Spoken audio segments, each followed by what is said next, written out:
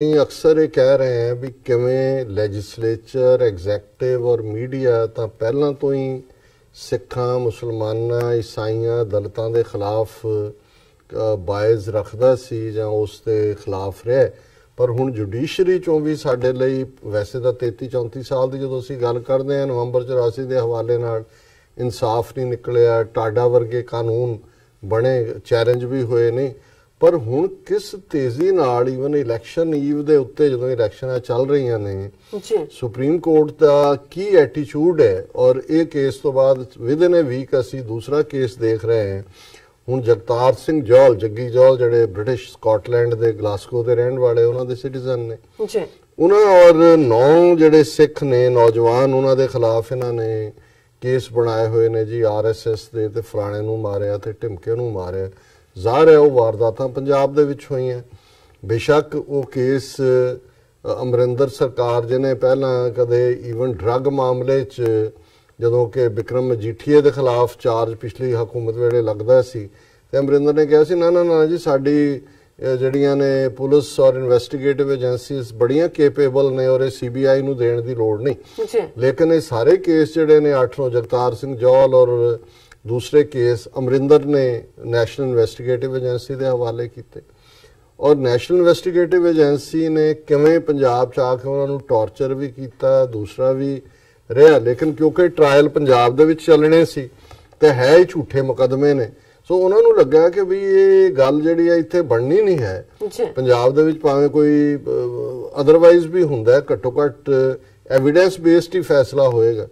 और national investigative agency ने देखा भी क्यों ना इन्हां जिहड़े अंडर ट्रायल ने इन्हां नूं सारिआं नूं तिहाड़ जेल लै जाओ और ट्रायल जिहड़ा इन्हां दा दिल्ली च करो, क्योंकि फिर तो कोई होएगा भी नहीं भी की है। और उन्होंने सुप्रीम कोर्ट के अगे ये पहला मोहाली च एक जज ने रोक दिता सी कि भी नहीं ये पंजाब दे विच इन्हां ते ट्रायल चलो। हुण कल जदों 2 जजां दा बेंच जिहड़ा सी जस्टिस अरुण मिश्रा ते जस्टिस अरुण सिन्हा उन्हां दे सामने ये NIA ने पाया विद इन 5 मिनट्स उन्होंने जजा ने कहा जी बिल्कुल इन्हों का तो केस पहले ही डिसाइड होया, इन्हों लियाओ दिल्ली तिहाड़ च रखो और इत्थे ट्रायल करो। The Supreme Court bench of justice Arun Mishra and justice Arun Sinha is reported to have said this is a decided case, there is no need to hear anything. जिहड़े डिफेंस काउंसल ने वो वेट कर रहे हैं कि जी सानू इहनूं जिहड़ा कंटेस्ट करने का मौका दिता जाए। वो कहंदे तो डिसाइडेड केस है, इन्हां नूं लोड़ ही नहीं है, इन्हां नूं तुसीं मूव करो। और इहदे ते ईवन वर्ल्ड सिख न्यूज़ ने अज उन्हां दी लीड स्टोरी सी NIA and India supreme court spread state terror in Punjab.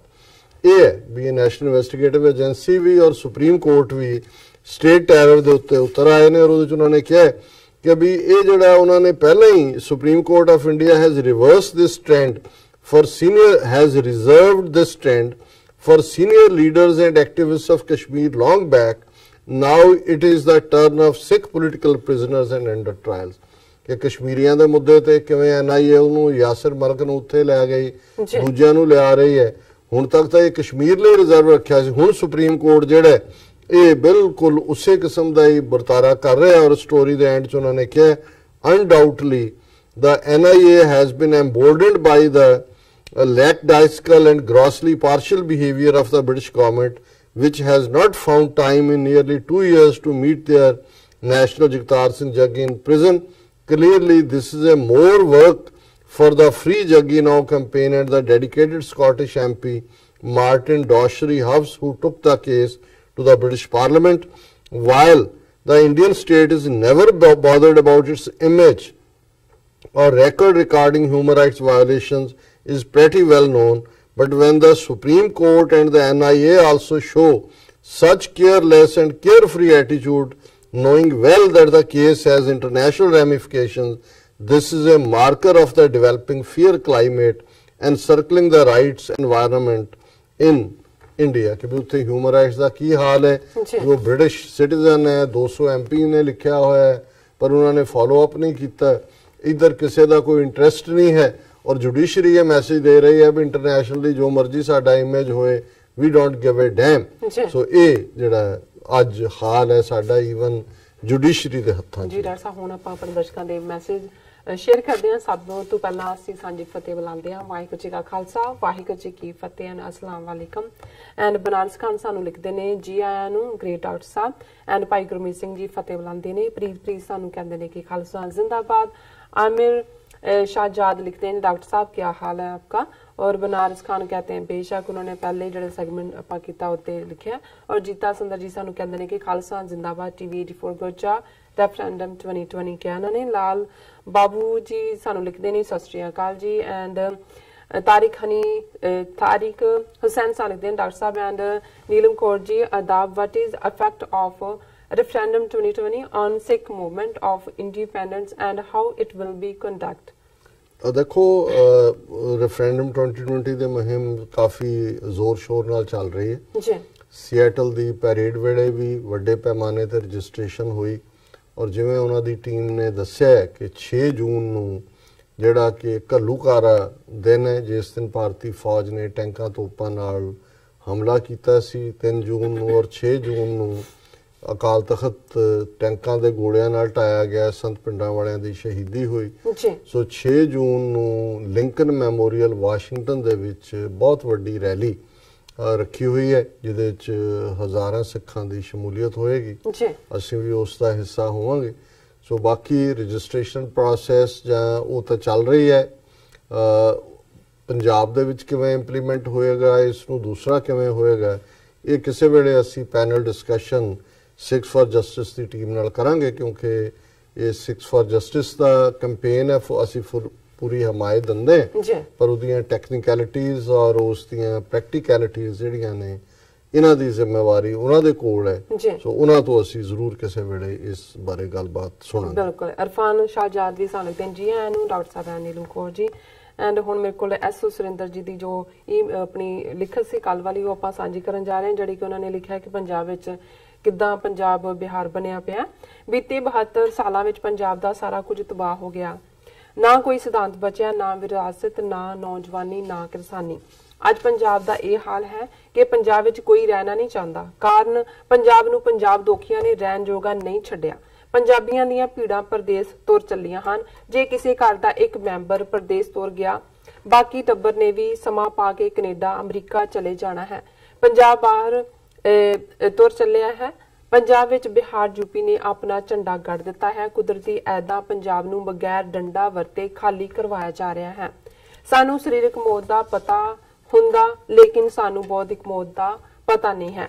Punjab दा जिथे वातावरण बदल चुकिया है पंजाब दी सतह ते विराजमान चाहे वो किसी भी चेहरे मोहरे वाला होवे वो पंजाब नूं तबाह करना चाहता है। पंजाब दे सियासी लाणे नूं पंजाब दी चिंता नहीं है बल्कि अपनी कुर्सी दी बहाली फिक्र है। जिथे अपनी कुर्सी बरकरार रखण लई दिल्ली नूं खुश करना जरूरी है उत्थे दिल्ली तां ही खुश है जे पंजाब पंजाबियां हथों तबाह हो जावे।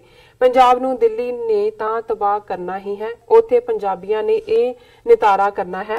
पंथ दा चोला पा के पिछले समय तो कौन सानू तबाह कर रहा है। कि पंजाबियां दी हालत इस लाणे ने मंगतियां वाली नहीं कर दी। पंजाब दे हालात इस पद्धर ते है कि कोई भी सानू 1 रुपए किलो आटा 2 रुपए किलो दाल देन दा लारा ला के वोट लैके जेतू फिरदा है।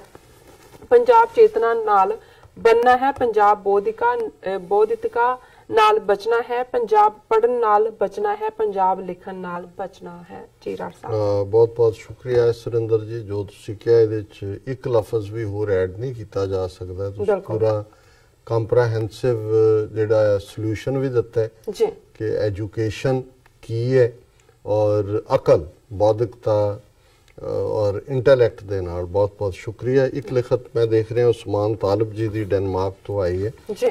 इन्हां दी काफ़ी दिनों बाद लिखत आई है। इन्हां दे जिहड़ा सेहत पक्ष तो ढिले ने जी ते उन्हां ने लिखिया डियर डॉक्टर साहब एंड नीलम कौर सलाम ते सत श्री अकाल। Sorry for long absence due to some health issues. I am wondering why Indian occupied Punjabi Sikhs are confused in raising voice for their homeland. कि क्यों भंबल भूसे ने पंजाब दे रहन वाले जिहड़े सिख ने भारतीय कब्जे वाले पंजाब दे Khalistan will have enormous wealth and power इंशाअल्लाह soon only if Sikhs become a nation. ज़ाहिर है साडे कोल बहुत साधन ने लेकिन ਨੇਸ਼ਨ ਹੋਣਾ ਜ਼ਰੂਰੀ ਹੈ, ਅਦਰਵਾਈਜ਼ ਤਾਂ ਅਸੀਂ ਇਹਨਾਂ ਦੀ ਕਾਲੋਨੀ ਹੈ ਜੀ। when Pakistan got free they didn't have much but they believed in Pakistan। ਇਹਦੇ ਵਿੱਚ ਕੋਈ ਸ਼ੱਕ ਨਹੀਂ ਹੈ ਕਿ from the scratch ਪਾਕਿਸਤਾਨ ਨੇ ਆਪਣਾ ਸਫ਼ਰ ਸ਼ੁਰੂ ਕੀਤਾ ਹੈ ਔਰ ਅੱਜ ਜਿਹੜਾ ਇਸਲਾਮ 'ਚ ਯਕੀਨ ਰੱਖਣ ਵਾਲੇ 57 ਮੁਲਕਾਂ ਦੇ ਵਿੱਚ ਇੱਕੋ ਇੱਕ ਨਿਊਕਲੀਅਰ ਪਾਵਰ ਵੀ ਨੇ ਔਰ ਜਿਹੜਾ ਉਹ ਕਾਫੀ ਪ੍ਰੋਗਰੈਸਿੰਗ ਨੇ। same as if Khalistan will be free soon they will have Punjab regiment, 5 million diaspora Sikhs and claim of Kohinoor as well. The only worth of what Kohinoor is in billions of dollars today. Claim of water that diverted to Rajasthan and a fertile piece of land as well. I heard Amanjot Kaur's letter and was disturbed. May Allah give freedom to Kashmir and Khalistan.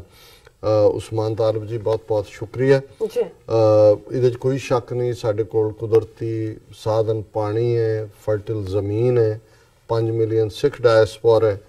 Kohinoor ਵਾਲੇ part ਤੋਂ ਮੈਂ ਸਮਝਦਾ ਵੀ ਇਹ ਤਾਂ ਜਿਹੜਾ ਹੈ ਠੀਕ ਹੈ, ਉਸ ਦਾ ਇੱਕ ਸਿੰਬੋਲਿਜ਼ਮ ਹੈ, ਲੇਕਿਨ ਇਹ ਵੀ ਇੰਡੀਅਨਸ ਜਾਣ ਕੇ ਵੇਲੇ ਵੇਲੇ ਇਹਦੀ ਡਿਬੇਟ ਖੜੀ ਕਰ ਦਿੰਦੇ ਨੇ। ਜਦੋਂ ਮੁਲਕ ਹੋਏਗਾ ਉਦੋਂ ਦੇਖਿਆ ਜਾਏਗਾ, ਹਾਲ ਦੀ ਘੜੀ ਜਿੱਥੇ ਪਿਆ ਹੈ ਉੱਥੇ ਠੀਕ ਹੈ ਔਰ ਇਹਦੇ 'ਚ ਕੋਈ ਸ਼ੱਕ ਨਹੀਂ ਹੈ ਕਿ ਕੱਲਾ ਕੱਲਾ ਸਿੱਖ ਹੀ ਉਹ ਦੌਲਤ ਹੈ ਉਸ ਮੁਲਕ ਦੀ। 30 ਮਿਲੀਅਨ ਸਿੱਖ ਨੇਸ਼ਨ ਵਿਦਿਨ 10 years ਆਪਣੇ ਖਾਲਿਸਤਾਨ ਦੇ ਬਣਨ ਦੇ ਇਹ ਅਮੰਗਸ ਦਾ ਫਰਸਟ ਵਰਲਡ ਕੰਟਰੀਜ਼ ਹੋਏਗਾ, ਇਸ ਬਾਰੇ ਕੋਈ ਸ਼ੱਕ ਸ਼ੁਬਾ ਨਹੀਂ। ਜੀ ਰਾਸਾ ਹੁਣ ਆਪਾਂ ਬ੍ਰੇਕ ਤੇ ਜਾਂਦੇ ਹਾਂ। ਵਿਊਅਰਸ ਤੁਸੀਂ ਇਸ ਤਰ੍ਹਾਂ ਬਣੇ ਰਹਿਣਾ, ਮਿਲਦੇ ਹਾਂ ਛੋਟੇ ਜਿਹੇ ਬ੍ਰੇਕ ਤੋਂ ਬਾਅਦ।